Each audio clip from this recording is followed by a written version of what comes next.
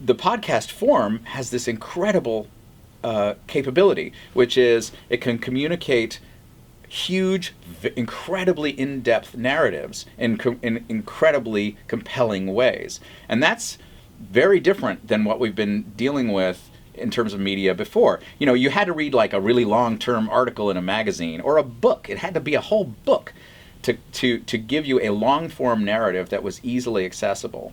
And there's an incredible intimacy to the narratives that a podcast can present. I'm telling you this, yes. Even though you make a flipping podcast. This is called Mansplain Corner by Jon Cryer.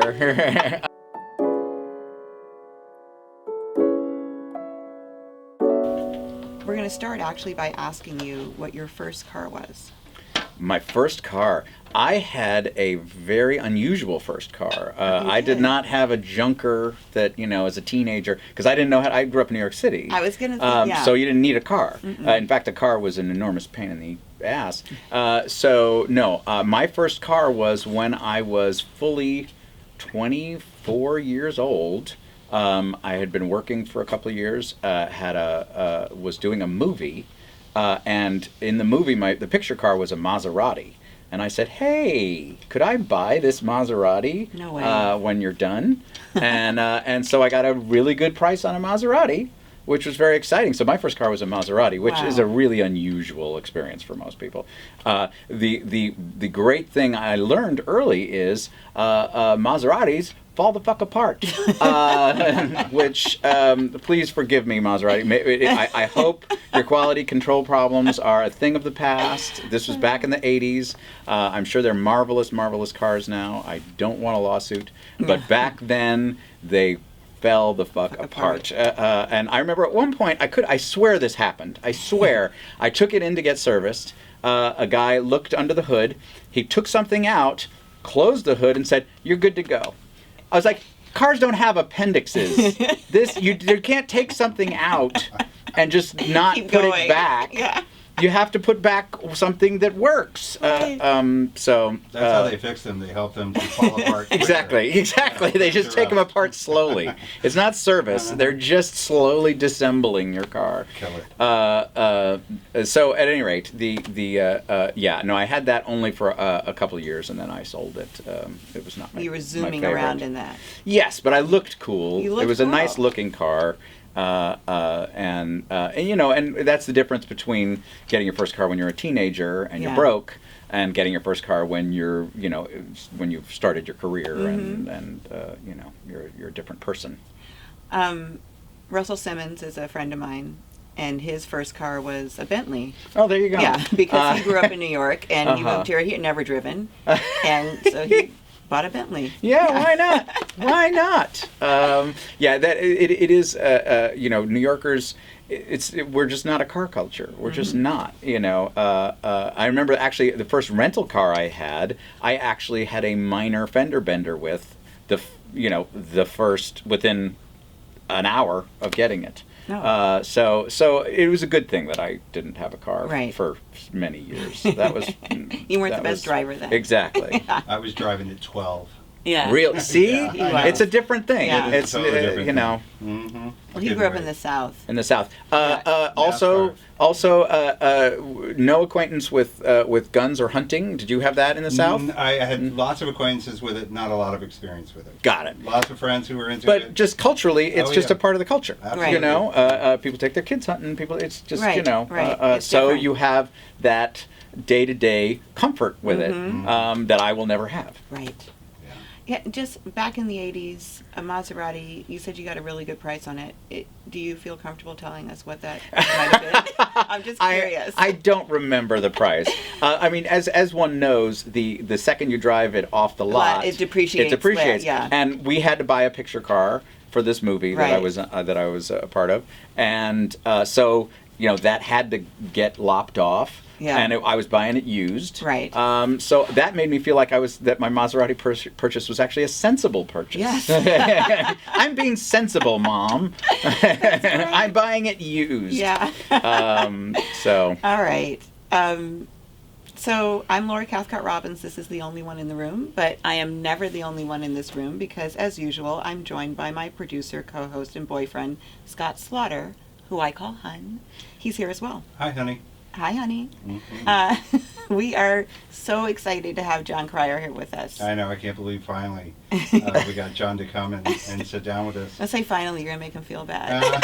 It wasn't. He's Hey. so busy. I know you're busy. I am busy. I only canceled one. I know, Yeah. I know. That's Yes. that's good. It was But really good, actually. This finally slipped. But I actually saw you come in from your last recording, and you actually look tired. You look like you've been working really hard. Oh, from my I'm last, serious. you saw You me mean from Superman? That's You came- Supergirl. Came down to the mission with us. Oh, yes, yes. And it was the first time I actually probably seen you come straight off a set kind of idea. Uh-huh. You look like you needed some rest. And Yeah, good to be home. yeah. It's shooting an hour-long show is very different than what I used to do, which was a half-hour multi-camera comedy Right, when I right. did 2.5 Men. And they had that dialed in. Like you. Yeah. Oh, it's Yeah. the easiest. It's the easiest, most lovely work. But now when you're shooting an hour-long superhero show where you're literally dangling from wires and you're working much longer hours and we shot this one thing. They're doing this huge crossover event, which means that they're crossing over all the superhero shows. They've Right. got The Flash and Arrow and Supergirl and Batwoman. And Batwoman? So that That's what I was gonna ask. they're and Legends of Tomorrow Yeah. and even Black Lightning is going to be in it, which is very exciting. Ooh. But they're crossing over all their shows into 5 episodes of just massive television, and so it's very ambitious, but it also means you're hanging from wires a lot more, and we shot this scene in a quarry where. They were literally mining as we spoke. I mean, there was a working we had quarry? it was a working quarry. There was huge trucks going through the set all the time. There was actual explosions of they were taking whole shelves Wow. of shale down while we're shooting, and we have our own explosions because it's a big battle in the quarry. And it was pouring rain, and we had so between the explosions and the avalanches and the rain, and we had to remember our lines in the middle of that, and so it was so that's what you saw me coming back from. Right. Yeah, It looked like a lot of work. That's man. crazy. Yeah, it's absolutely nuts. Okay, but so fun. just a fan question. Do you Okay. get to interact with the different villains in each of those? No, No. because or are it's- you the villain? I am the villain. I am Ooh. There's a bigger villain than me, Oh. and he's the Crisis on Infinite Earths is the crossover event. It's based on a graphic novel, a series from 1986, which was wildly popular and basically destroyed all of the DC Comics universes and unified them all so that they were all in the same. All the heroes were in the same timeline, and that's what they're trying to do with all the shows, the Arrowverse shows. And in it's complicated. I know. It's almost biblical in its complications. Well, it is because Miles, my older son, is well versed on all of them, and the frustration of him trying to explain to me what's going on Yeah. when I try to pop in. Yeah, you and can't. catch it. You just can't. You do can't it. pop in. No, No you popping. You have to. No, he No. has to start from one and Yeah. take us all the way Yeah. through everything, and then redo it again and make sure that we got all the appropriate information. Yeah, it's like that. It's great fun to work in a universe that's really well established and really, has a lot of depth to it and a lot of storylines that they're working on. Yeah. But it's also bewildering, and people have a hard time popping in. Yes, but if you love it, But if you love it, so you much. love it, and I Yeah. do. I mean, I'm a comics nerd from way back, Yes. and so for me, it's been incredibly fulfilling. Well, that actually leads me into my fun facts about you. Okay, segment. fantastic. One, the first fun fact was that you are a comic book nerd from way back. Yeah, okay, that's true. And you have framed, do you have framed first editions? No, framed original comic art framed at home, original which you are comic one art, of the yes. the few people to actually have had a viewing of. Yes. And thank you, by the way, because you were actually excited about it. Very Yes. many people, you show them your original comic art, and they're like, great. Yeah. They're absolutely mystified. No. But was Miles there? Miles has been to your house yes. because he came to the garden and we did show him that Yes, comic art. yes, and he was, he got geeked out. Yeah, He and had, that he had a deeper level of respect for you. Yeah, he did. exactly, and Yeah. I appreciate that so much because when you're a collector, that's what you live for, is Right. for other people to come and go, wow. But when you bring people over and they go, great, Right. it's a Look at that wine completely cellar. You're like, exactly. yeah, that's nice, but look at this. there's art everywhere. Yeah, so that was So yeah, I'm a comic book nerd from way back, and love it. Love those worlds. Love the art form. Yeah. Love that my daughter makes her own comics, which I love. she's quite the artist. She is quite the artist. Yeah. At 10 years old, a remarkable young lady. Actually, we had a fun thing happen. This is a total betrayal of my daughter, but I'm going to talk about it anyway. She did a wonderful comic book with a friend of hers called Nar Wars, which was Star Wars but with narwhals. And I took a picture of the cover because I was so proud of it, Yeah. and I posted it online just as like, oh, my daughter's working on a comic book. It's really fun. Went viral. Mark Hamill, congratulated her, and Rian Johnson, the director of Last Jedi, and it went huge. And I was mortified because I don't generally talk about my kids on social media, Right. And Yeah. she did, and I didn't even want to tell her that her comic book had gone viral on social media because I don't want her to like get into that. She's 10. She Right. doesn't need to know about that stuff. She's very sensitive. So I didn't tell her that. I kept it from her. Then we got invited to go to the DC Comics offices in Burbank, and thankfully they have decorated the DC Comics offices like you would think a comic It lived up to the headquarters. expectation. Yes, because usually it's just an office building, and Right. it's an office, But they clearly said they understood they had a reputation to protect, and they made it a lot of fun. And so I brought my daughter there. And we actually went to the DC Comics archivist, who has all the great old stuff, and my daughter actually brought the comic book with her, which was just so How incredibly tender. sweet. Yes. And the archivist saw it and he said, "Oh, I saw that on Twitter," and I was like, "Oh no!" Oh, wow. And my daughter, Busted. yes, totally busted. And my daughter just sort of looked at me like, "Huh?" What? And I just changed the subject really quick.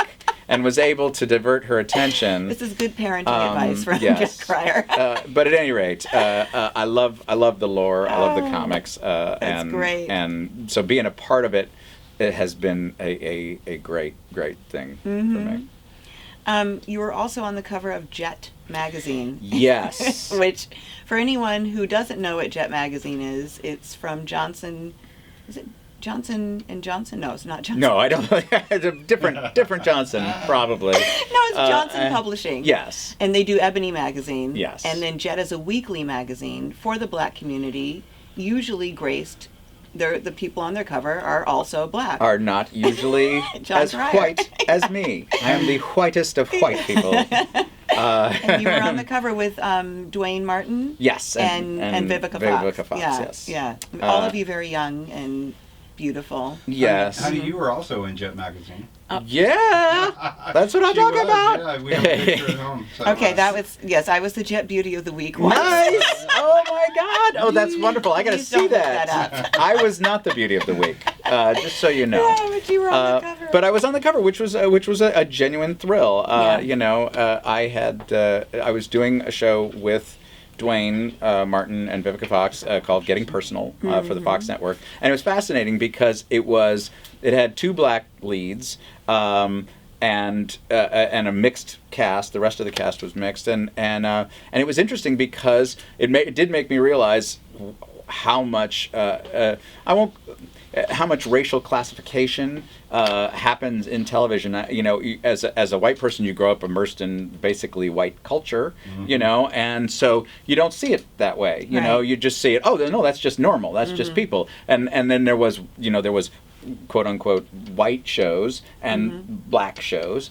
and when you did one that was mixed but majority African American, it was fascinating. To some degree, people didn't know how to classify it, Right. And that was an issue. I was like, oh, so there's a whole issue here. Yeah, There's a there whole really is. big, Yes. serious issue here. You know, people say, well, is it a black show? And it's like, what if it is? Yeah. You know, Well, because advertising dollars that were Exactly. allotted for the black community, we're going to Exactly. advertise our black products here. exactly. Or we're going to advertise mainstream products, which were Which- AKA white products. Yeah. But then how do you advertise if it's a mixed show? You don't know what to do, so people just didn't know what to do with that. So you were ahead of your time. Well, yes. Yes. I not on purpose. Right. But the fascinating thing to me was just, that was an interesting step in making me understand a big aspect of the business that I did not understand before, that I was Right. just unfortunately really oblivious to.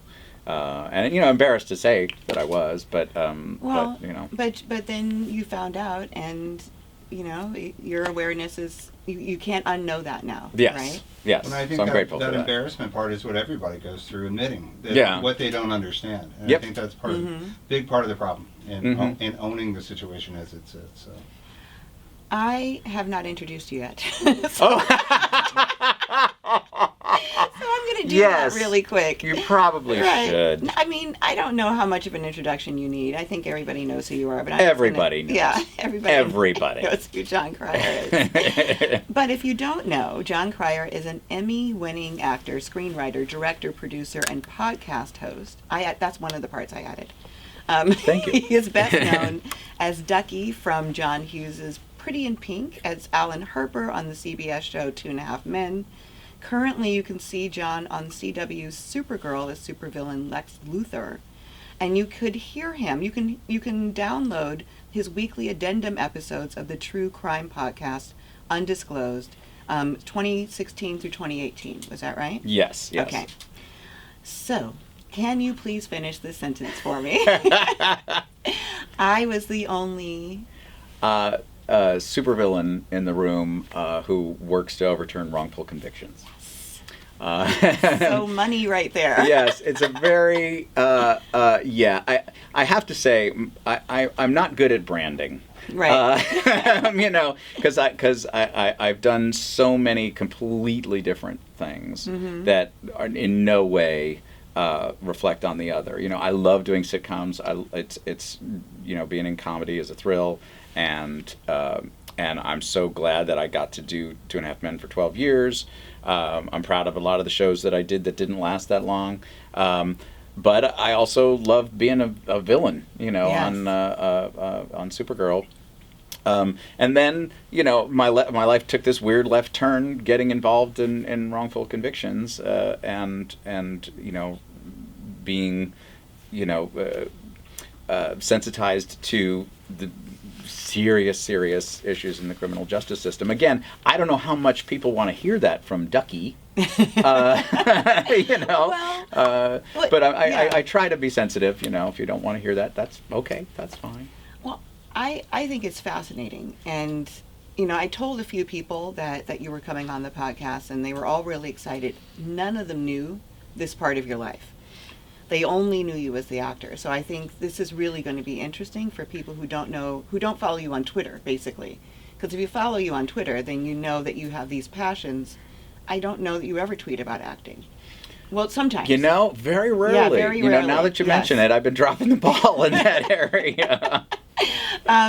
So before we get into that part of your life, I just want to talk about Lex Luthor a little bit, because I don't know if you had aspirations to play him when you were in Superman 4, and you played Gene Hackman's kind of... I played Lenny Luthor, Lenny Luthor. His evil nephew, his Right. really dim-witted Yes. evil nephew. Yes, just for those of you, there's a lot of people who have no memory of a Superman 4 Yeah. at all. Yeah. Just to give everybody a little history, the Superman movies with Christopher Reeve, there was Superman the movie was the first one, and that was... Which everyone knows. Which everyone knows. Yeah. It was great. And Superman 2 was wonderful as well. In fact, many people argue Superman Superman 2 was better than Superman 1. Then there was Superman 3, which was the one with Richard Pryor as the villain.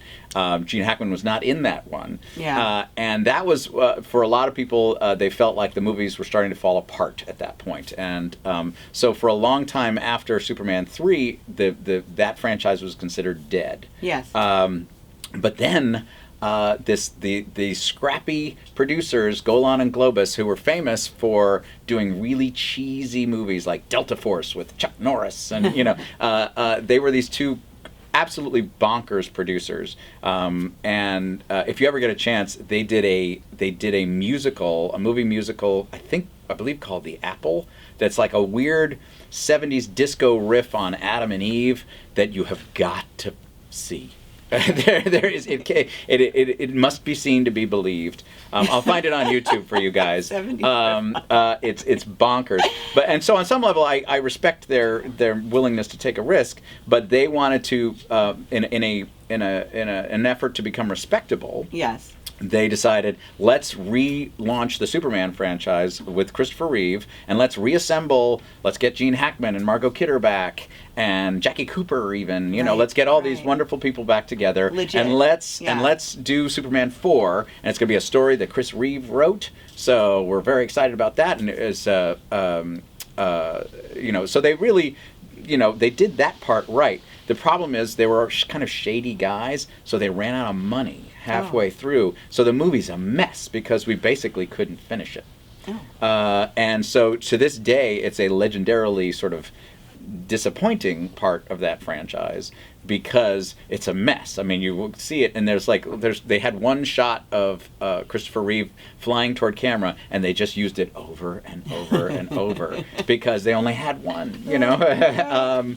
Those are expensive shots. Exactly. Yeah. So, and I played Lenny Luthor, who was Lex Luthor's evil nephew. So I got to do most of my scenes with Gene Hackman, which was great fun.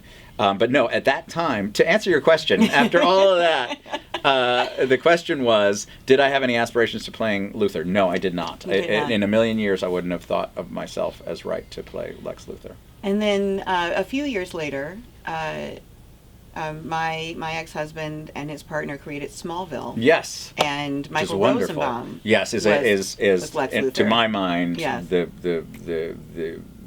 best portrayal of and Gene Luthor. Hackman had the hair. Yes, Gene Hackman had the hair, which was always a little weird. I didn't know that. And Gene Hackman was Gene Hackman, and he's wonderful. Right. And I would say the thing is, Rosenbaum had 7 seasons on Smallville. So in many respects, he's the definitive TV Luthor. Lex. Yeah. But also they were trying something different with Smallville because they were he was an empathetic character at first. Right. And you were seeing his friendship that he had this very twisted story. Yes. It was a very twisted friendship with young Clark. Which is different than the Lex from the comic books. The Lex from the comic books is just this dastardly mofo, who's awful. Right. So while I would certainly say Rosenbaum is my favorite, he may not be the definitive just because he's not the Lex from the comics. Right. And you are. And that's what we're going for on Supergirl. Yeah. Which is one of the reasons I wanted to do it. Yes. Well, you're fantastic on it. Oh, and thank anybody you. who hasn't seen you on it, Scotty and I watched. I had seen it before because of Miles. Yes. but Scott doesn't always watch comic book television. I had seen it before you were put into the show. Ah. Right. Oh yeah, you had. Yeah, you we had. had That's watched right. it, That's so. right. Yeah. But we definitely love. It was neat to see you as a villain. Oh, Yeah. well, thank Yeah, you. it was really Thank good. you. Yeah, you're fantastic. Oh, thank you. Mhm. Well, it's interesting because knowing you as this menschy guy that you are, I couldn't picture you as a villain. So it was really cool to see you just come out and be, someone that you love to hate. Oh, well, thank you. Yeah. Thank you. It's fun. It's really fun. It's incredibly freeing. And you feel great. Yeah. At the end of the day, you've just been a dick all day. And you come home and you're just all sweetness and light and, oh, honey, and you're hugging your daughter and cuddling with your dogs. And you're just, because you just got it all out. Yes. And so it's a really cute story, I think. I think it's cute how you were contacted by text from someone from summer camp. Oh, right? yeah. No, it was crazy. How Lex Luthor came about. Because I got a text from a guy from who I knew from summer camp who said the producers of Supergirl are looking to get in touch with you. And I was like, why are they talking to you? I have agents. That's so random. That is deeply, deeply weird. And then I got an email from Bill Prady, who's the executive producer of Big Bang Theory, yes. who said... We were on the board together at Buckley. Oh, yes, of Yeah. course. So you know Bill. Mm-hmm. And he said, I have on good authority that they want to talk to you about playing a character that rhymes with Mex Muther. And I Did thought... you figure it out? Well, then I figured it out. But I just was perplexed because why me? Yeah. I mean, the guy, the TV audiences knew me from 2.5 Men. It's Right. like you don't get Alan Harper to do that. No. And so I was kind of just sort of shaking my head and Were you thinking, thinking I don't... like they had it wrong? Like it wasn't... Yeah, well, I thought... I didn't know what they were trying to do. I didn't know if they were going in a different direction. Yeah. Or, yeah. Okay. Try to come up with some wacky new take Yeah. on Lex. Yeah. He's a nebbish who's always, it's like no, that's not Lex. It's got to be. So then I got a call from Jessica Queller, who's one of the executive producers on it, and she sort of was able to explain. But she had to keep a lot of it secret because they're so secretive Yes. about all this stuff. But she said that basically Lex makes himself terminally ill in order to trick his sister, who's also brilliant, into creating this substance he needs to fulfill his plan.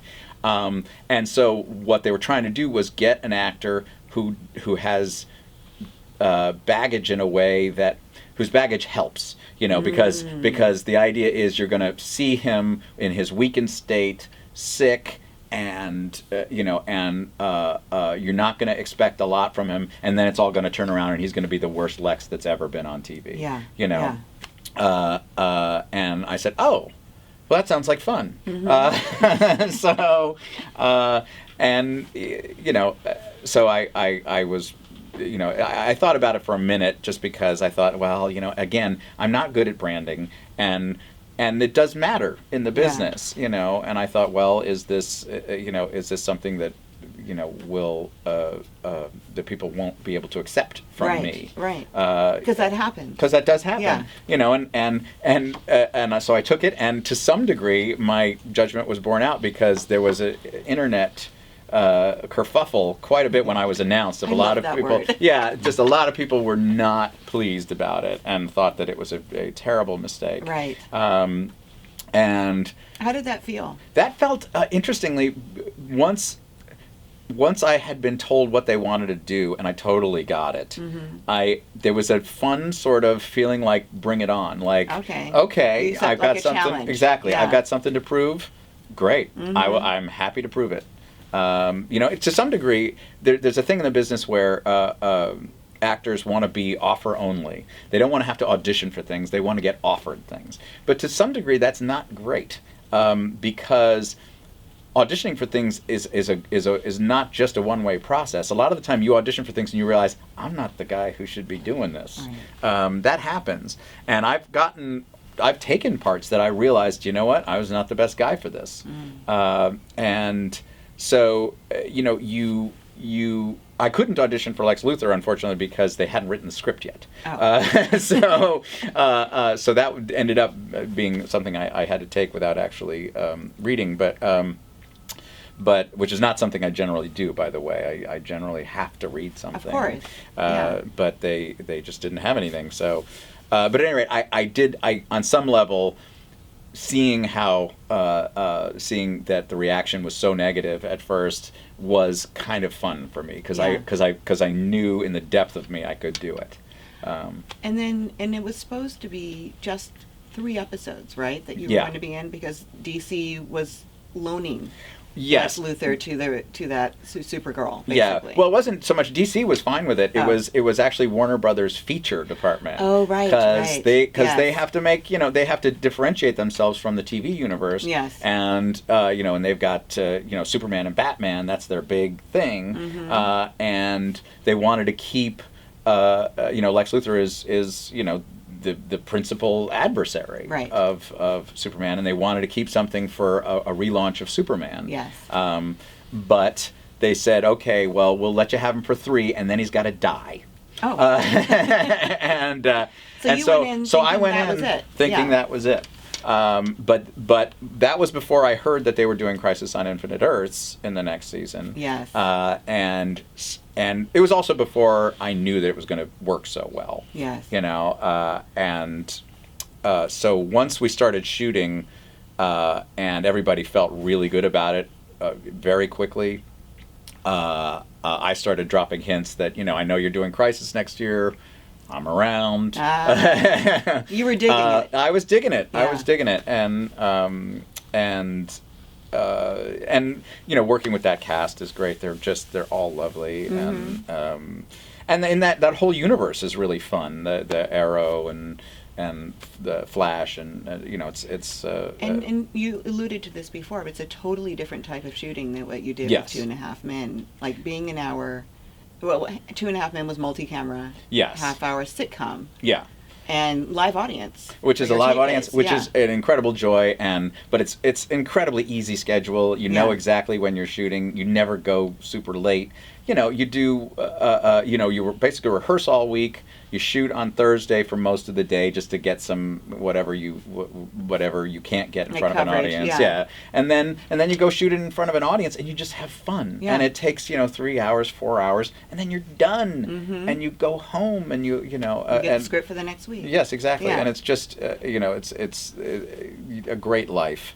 Whereas our shooting is like shooting a movie, but for 9 months. Right. And so it's very several movies, Yeah, right? yes, Like it's in very- a 9-month period. Yeah. very demanding. It's a lot of lines. Yeah. It's and it's also weird because you finish a show and then you don't see it for a long time. Yes. So you don't have any quality control. Same with this podcast, by the way. You There's won't hear this a for lag long time, yeah. But that's weird because as an actor, you don't know what landed. Sometimes, by the way, they have to cut scenes because they've run out of time. Yeah. And so things that you think happened in the story didn't happen anymore because the Right. audience didn't see them. Yeah. So that happens. That's an issue. So it's a lot of adjustment. Also, I've been out of the single camera business for 12 years, and it has changed. Yeah. Yeah. When I left, they were still shooting on film. Yes, they I don't was shoot just on gonna film say that, anymore. yeah. Which now it shoots much faster. They get Mhm. much more coverage. It used to be you would shoot one angle of a scene, then you'd go back to your trailer and wait for a half an hour, them to reset 45 up. minutes for them Yeah. to reset, and then you Mhm. come back to set and da-da-da. That just doesn't happen anymore. You have 10 minutes in between setups, Crazy. which is much better. Yeah. Because those you had time to Well, it's not as tedious. you had right? time to read magazines Yeah. if you want to read magazines, but that would take you out of the scene, Mhm. So the work is better now because you're still fresher and you're in it a little more. Yeah. They get more stuff. Yeah. It's and days just go faster because you're working more. You're not just twiddling your thumbs. So this kind of brings me to the next thing. Okay. Which is your downtime. I see you on Twitter a lot. Mm-hmm. It's really exciting to me to see you tweet. You're really. I saved one of your tweets. I'm going to try to retrieve it before we finish. Okay. But it was like good morning. It was like a State of the Union kind of like you Oh, four yes. things that were Yes. terrible about our country. No, it wasn't about our country. It was- it's no, it was- just yes. Donald Trump. Yes, it's just Donald Trump. Yeah. No, it's actually a list. I actually Yeah. tweeted a bunch of things because we every day we wake up to the fact that we have a man in the Oval Office who has a serious criminal history, between harassment, sex assault, accusations of rape, His own wife accused him of rape in a court document, under oath. I didn't know that. Oh yes, Ivana. Really? Yes. Oh, yes, I did know that. She Sorry. she later recanted and Yes. said, "Oh no, he merely violated me," which doesn't sound a Right. whole lot better to me. Yes. But at any rate, and that was after the monetary settlement. But he committed campaign finance felonies. We know that. There's the New York Times showed enormous tax fraud in his family's history. We're dealing with a very unusual situation. Most unusual. And I'm still happy to show up on Twitter in the morning, happy warrior, and say, guys, we have to be aware of this. Right. We're And you dealing do. with a bad situation, unfortunately, and I feel like the people that voted for Trump have been betrayed by him. I think a lot of them had faith in things, had made assumptions because of things we sold them, in the entertainment industry. We told them he's a billionaire. We said he's this incredibly adroit businessman because we were trying to sell a TV show called The Apprentice, And this really charismatic guy who everyone gets along with. He's funny. Yeah. He's a buffoon. He's fun, but he's really got this great, business acumen. Yeah. No, he's always been full of it, and he never had particularly great business acumen. That was from a show. So I don't blame people for thinking that. We sold him that. We sold him books. We sold him. He's published 8 or 9 books, none of which he wrote. Right. That about his incredible business prowess, and it was all a con. I feel like, believe me, I didn't, on Twitter, I did not want to become political. If you look at my tweets before Trump, Right. they're all incredibly innocuous. Just me amplifying the comedians I love and mainly talking. lifting other people up. Yeah. So that's what I'd love to do on Twitter, and what I will happily do once Trump is out of office. But it's going to take decades to get. We also got to, deal with what The brought aftermath, him into yes. office. So, yes. it's going to be a while. So that's part of it. That's Yes. part of what people may not know about you unless they follow you on Twitter. The other thing is that you got, you and Lisa started listening to the Undisclosed podcast on Adnan Syed. Yes. Right? Well, we started with Serial, which was about which became this phenomenon and covered the Adnan Syed case. Yes, thank you. Yes, Thank the you. murder of Yeah. Heyman Lee. Right. And I had heard it, and the whole podcast format was then new and fascinating, and just it's like, oh, it's like radio plays. That's how old I am. That's actually that's way older than I am. I know. Thank you, because you and I are the right. same age. You're right. But that was the what I was the closest thing I could think of, even Right. though I never really listened to radio plays. At any rate, it was a beautifully done piece. And a friend of mine said, there's 3 lawyers who are looking into that case much deeper. And they have a podcast called Undisclosed. Why don't you listen to that? And I said, sure, I'm addicted to these things. I love them. Yes. So I started listening to Undisclosed, and the podcast form has this incredible capability, which is it can communicate huge, incredibly in-depth narratives in incredibly compelling ways. And that's very different than what we've been dealing with in terms of media before. You had to read like a really long-term article in a magazine or a book. It had to be a whole book to give you a long-form narrative that was easily accessible. And there's an incredible intimacy to the narratives that a podcast can present. I'm telling you this, even though you make a flipping podcast. This is called Mansplain Corner by Jon Cryer. I hope you've enjoyed this episode of Mansplain Corner. But at any rate, so it was fascinating to me to listen to Undisclosed because they were getting into the weeds of this case. And it was fascinating, Yeah. because it's the way that these huge injustices happen in the criminal justice system is the weeds. It's in the tiny little things that happen that the prosecutors do, and that the judges do, and that the juries do, and the way that these cases unfold, and so I just, was enraptured with the thing, and followed the various lawyers on Twitter, Rabia Chowdhury and Colin Miller and Susan Simpson. I fell in love with Rabia. Yeah, Rabia is she's a my force of goodness, nature, yeah. a remarkable woman on Twitter, and basically I followed them and would occasionally ask them very oddly specific questions about on matters Twitter. On Twitter about Yes. legal matters, and I would always, and I had become very well versed in a lot of legal jargon and stuff like that. So they were like, "Why is Ducky talking about this stuff?" And so we had some engagement, and then I had written this book. So that happened, which was a Yes. memoir, which is just a very light thing, just stories about how weird show business is. That was the point of so that happened. Yes.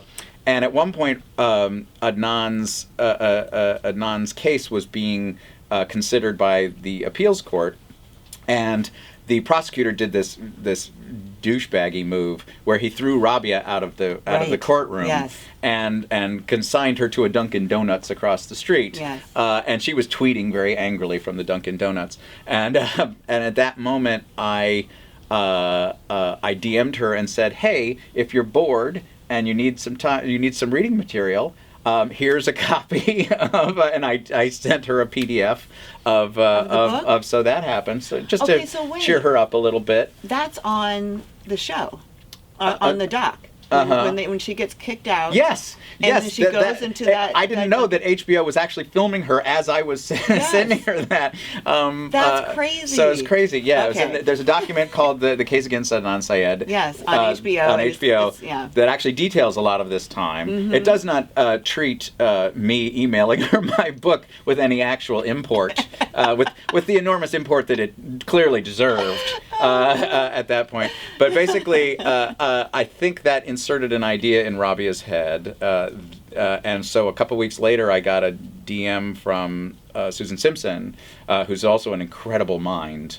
And a very worthwhile Twitter follow if you get a chance. Susan Simpson, The View from LL2 is her.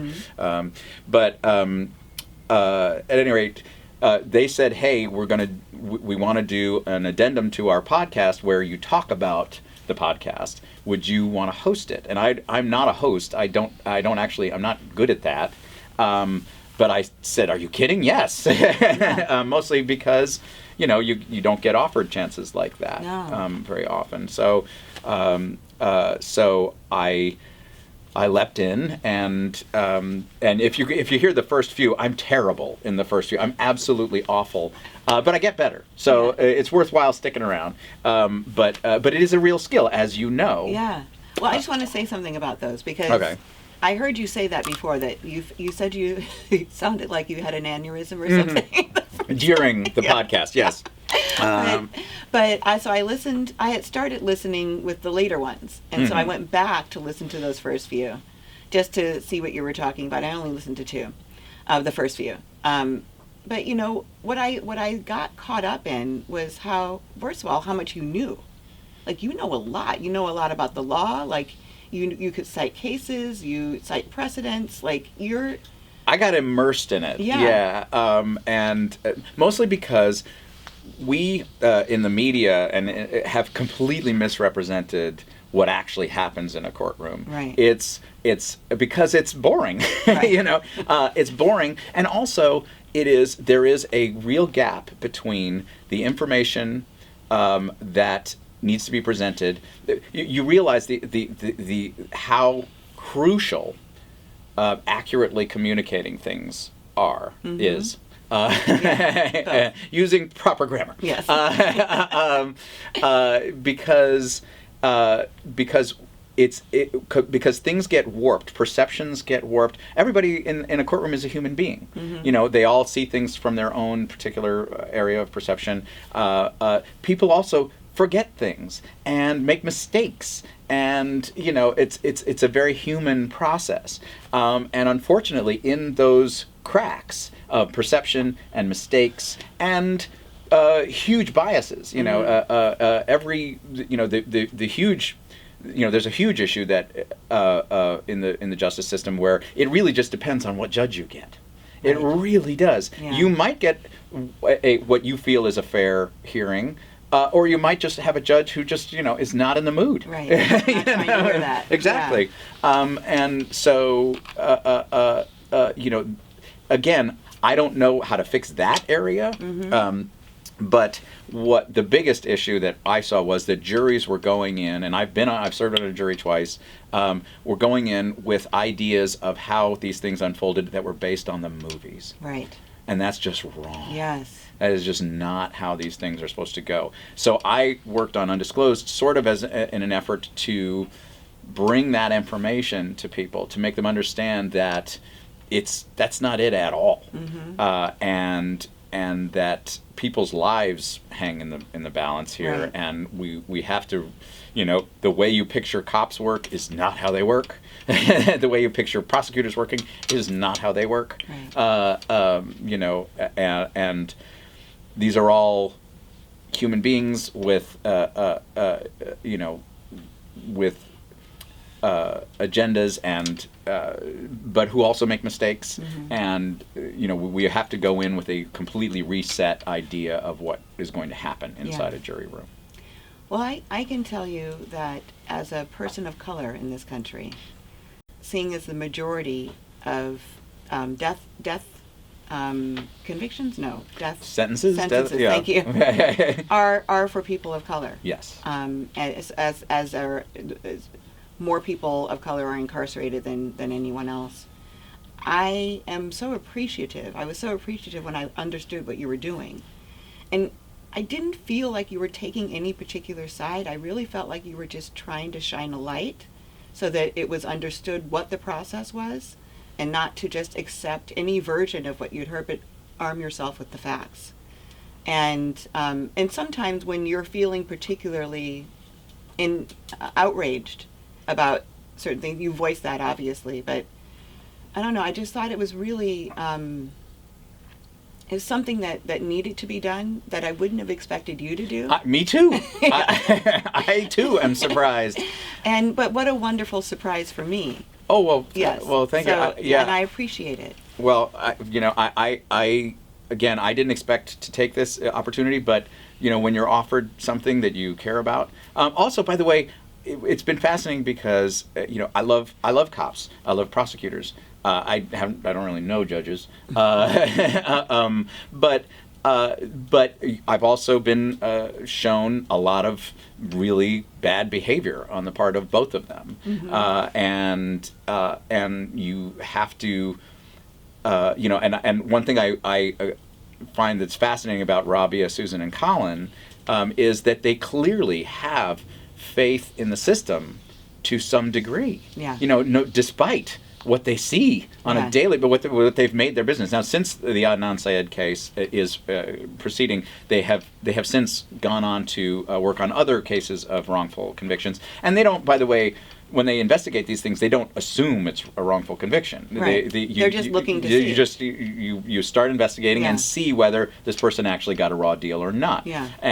And fascinatingly, they usually work with they worked with Georgia Innocence Project. Yes. They work with Pennsylvania Innocence Project. In when you get a DA like Larry Krasner in Philadelphia, who is responsive to those kind of things, it's world changing. Yeah. Because they highlighted the cases of 4 different men who were wrongfully convicted, and they are now out. Yeah. And it really just depends on that's real. what the bureaucracy is willing to face. Well, and then you talked about how Rabia believes in the system, but truly the problem is systemic. Yes. It's not really about good and bad people on either side necessarily, But there is a systemic problem that's really not being addressed. And the basic misunderstanding I had is the misunderstanding that a lot of white people have, which is the difference between bigotry and racism. You know, which is bigotry is the personal attitude.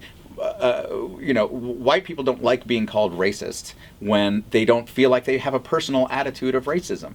When they don't feel like, I like black people. I like, I'm nice to black people. You know, that there was that. Remember that black guy that I was nice to? I was nice to him. Yeah. But they don't understand that the system has racism built in, and has since they built the system. Right. And that you think, okay. White people rationalize it and they say, well, yeah, but we made laws that got rid of that. Yeah. And it's like, well, but what about the damage done? And the damage done is still causing more racism, and so what happens is, white people get the second they feel like they're accused of racism, they go, but I'm not a bigot. Right. It's like, you're right, you're not a bigot. Right. But the system that you're okay with is racist. Yes. And that's why people say you're a racist. It's because you're okay with this system that keeps hurting people. Yes. And it took me a long time to get that. And to understand that the way that, it's like okay, you can deal with, like as I said, I love cops, and there's a lot of cops who are people of color. Right. But what the system does is it criminalizes petty crimes. There's bail issues because once somebody get picked up for the petty crimes, then they got to do the bail. They got no money for the bail, right. So then that leads to more crimes, and it creates this cycle. And meanwhile, you've got the head of the household who's now unable to make a living. Which forces everybody else in the household into desperate straits. Then you have cops who have to make their stats every month, so they don't go to the rich neighborhood. No. They go to the poor neighborhood, right. where they know that they can arrest somebody. Yeah. And the redlining that has been which is the process by which banks make loans much harder for people of color than white people, and forces them to live in poorer areas because of that. That makes it easier for the cops to go down and cherry pick and get that. It's like you don't see that all those things add up. And they are all in play. Yes. At the same time, they do add up. But it's just the way things are. No, white people just see it in the we say we only see racism in the context of personal bigotry. Yes, I love that you made that distinction. It's so smart and it's so important. But but again, I get why people feel that way because I'm a white person. I grew up in the culture. I get it. You're a nice person. You didn't mean to hurt anybody. Yeah. But until you realize how it's working. And unfortunately, until I got involved in criminal justice, I didn't know that. Yeah. I didn't see how that was working. Please make that your next book. But again, it's not on brand for me. I don't know if people would put out that book. Again, I'll self-publish. Yes. You can self-publish. Amazon is cool about that kind of stuff. They are. All right. I have a Dear Laura for you that kind of ties into what we were just talking about. This one says, Dear Laura, thank you for taking the time to read this. I'm writing to you about a legal case of blatant racial injustice against a black man named Christopher Kearney. If there is not a drastic intervention, another innocent black man will spend his life in prison. I am not sure why the prosecution/police are so intent on putting a murder charge on Chris. And then parenthetically she says, I have my own theories. But it is quite evident that they are doing everything in their power to keep Chris in jail and convict him. His bail was set so high that he had to spend the last 19 months in jail instead of continuing to work, raise his children, and be a husband. Although we were trying to avoid crowdfunding right now, we can't afford to hire an attorney, and a case like this costs anywhere from $90,000 to $150,000. This is hard, scary, lonely, and infuriating, but we're not giving up. Yes, this is my understanding of the case from what you sent to me is that this is a guy who had a history of some involvement in gangs. Yes. And there's all kinds of laws, by the way, on the books that give police extraordinary yes.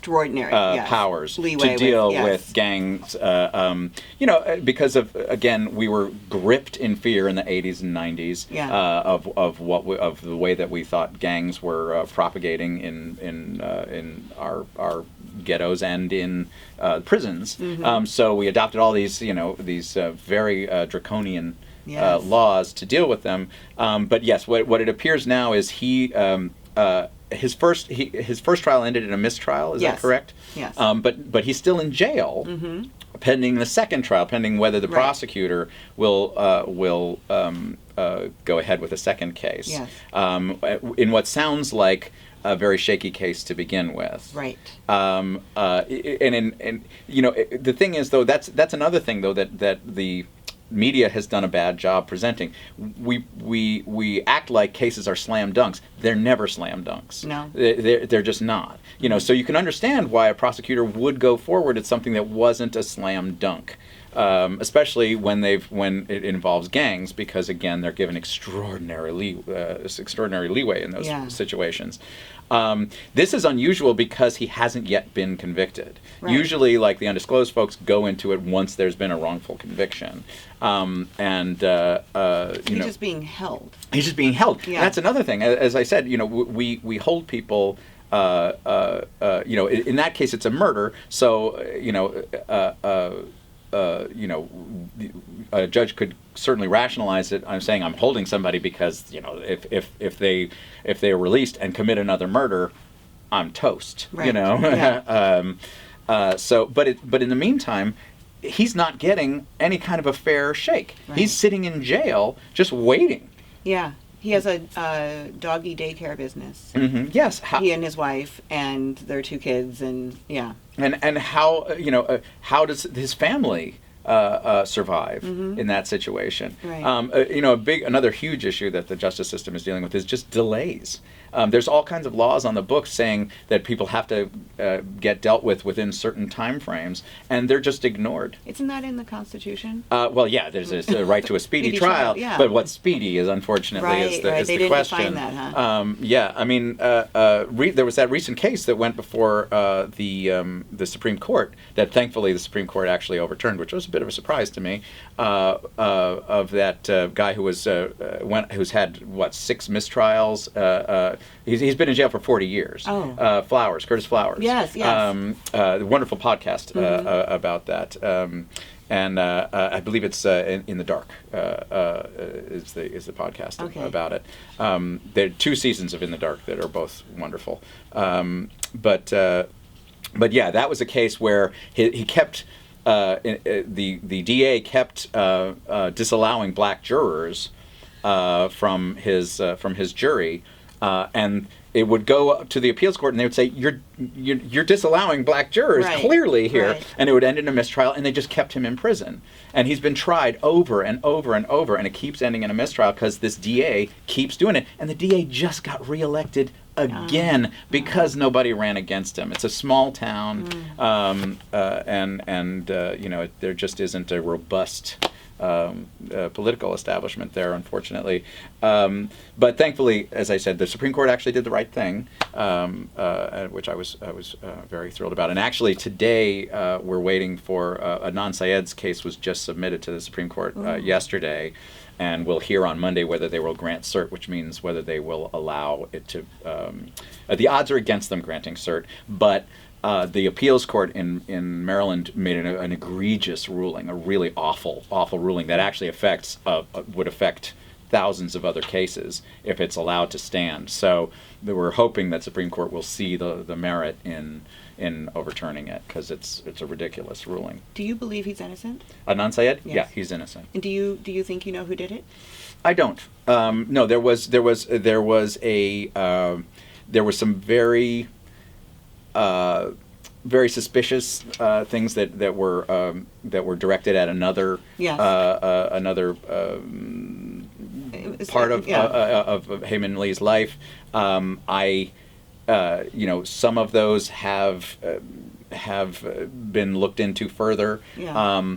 But again, I don't want to point a finger at somebody. I'm not law enforcement. I think it deserves further investigation. Right. But I don't believe it was a non-Syed. Okay. And last question before we close, even though I really don't want to, but we're over time. Who are you supporting in 2020? In 2020, so far, I have been supporting Kamala Harris. As a Californian, I supported her Senate run. And again, I feel like she's moved a lot in terms of criminal justice issues in ways that I appreciate. And I felt like she's a dynamic, charismatic candidate that I would love to succeed. But there's a lot of candidates I love. I've been really happy with the Democratic candidates, and I'm hopeful. I will support whoever wins the primary happily, and on Twitter, of course. On Twitter, but it's. But at this early phase, she was, I'm happy to support her. Great. So people can find you on Twitter at Jon Cryer, right? At Mr. Jon Cryer. Mr. Jon Cryer, that's right. Mr. Jon Cryer to me. To you. Yeah. And then just tell me what's coming up next. So this will, where we're recording now, at the time we're recording now is not when people are going to be able to see Supergirl starting in January, February. What's going to be going on then? Okay, well, the big crossover thing that I was talking about happens in December. Okay. That airs in December? Airs December 8th. Okay. Considering that you're not going to be on the air, I can actually divulge a secret, which is that I will be on the rest of the season of Supergirl. But that's under wraps. But yes, Lex has a big part of that season, and it's great fun, and I'm so happy to be back. That's so great. And then, are you planning to do any more addendums at any point? I don't know. The doing the show just utterly takes up my time, so I can't do it. But yeah, I would love to come back at some point. They do amazing work. And, and then people can listen to you on them like I did. It's 2 years of addendums. Yeah, there's a lot of addendums. There's a lot and to great go through. cases. I mean, they look in the Joey Watkins case. There's the Philadelphia cases are fascinating, especially now, and especially satisfying now that these people have gotten out. You get to hear how that process happens. Right. And they're working on the Greg Lance case right now. But it's invariably getting into the weeds of these things is always fascinating because you learn a lot about the history of the area, why they're dealing with the law enforcement issues that they're dealing with. They did a remarkable series on the death of Freddie Gray that you should listen to. I'm not a part of it, unfortunately, but it's stunning. Really? Because the reason that those cops got off was because he didn't die the way everybody thought he did at the beginning. Everybody thought that it was a rough ride. If you recall this is Baltimore. This is Baltimore. Yeah, the idea was he this died is in the how back of like a paddy wagon. Wagon. Yeah. But there's the reason that the police got off from that was because there's actually very little evidence that it was a rough ride. That's what happened. There's more evidence to show, and the podcast shows pretty definitively that basically at one point the cops reshackled him. They took him out of the car, reshackled him, threw him back in the car, and broke his neck. Yeah. And that's what happened. Yeah. And it's horrifying. But it explains why the cops got off. Right. It's because they had a wrong theory of how he actually died. Yeah. It's still horrifying and egregious. Yes. But the theory was wrong. But the theory was wrong. It's technicality. And it's technicality. Plus, there's incredible institutional inertia. People just don't want to convict cops. No. They just don't want to. Mm-hmm. They give incredible leeway to cops. Yeah. Because we don't want to believe that they're going to do something like that.